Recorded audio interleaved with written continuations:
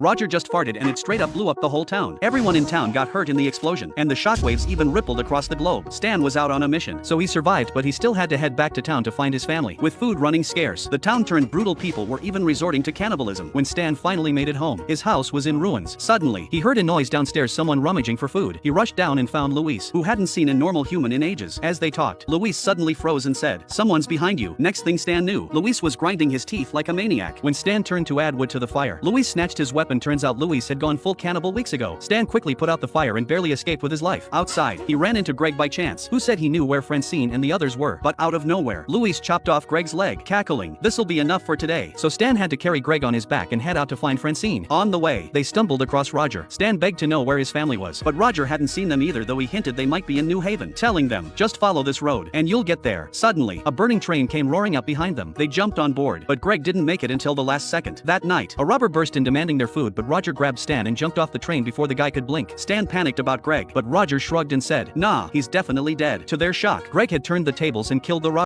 If Roger is fast enough, he can imitate two personalities in the same space. 3 years ago, Roger suddenly disappeared right after winning a beauty pageant without leaving any clues. Recently, someone spotted Roger with a woman named Francine in the park. It turned out Francine had been keeping Bonnie locked in the attic for a long time, so the police arrested her legally. The Smiths had planned a cruise vacation, but they learned the cruise was booked under Francine's name. They couldn't board without her, so they decided to find someone who looked exactly like her to impersonate Francine. The court-appointed lawyer went to the jail to see Francine. As soon as Francine saw Roger, she refused his representation. Roger told her it was her only option. All other lawyers had declined to defend her. Francine begged Roger to explain to everyone that Bonnie was just him in disguise, but Roger refused. He wanted Francine to witness his ability firsthand. Francine questioned how he could play both Bonnie and the lawyer in the same room, but Roger said it was simple and offered to demonstrate. During the trial, the lawyer asked Bonnie to look around and identify who had imprisoned her. Bonnie pointed to the person in pink and claimed Francine had forced her to call her mommy and made her eat insects. Francine hoped the truth would come out, but Roger said it didn't matter, the trial was already over. The judge announced the jury had found Francine guilty, and Roger was asked to pick a number between 1 and 4.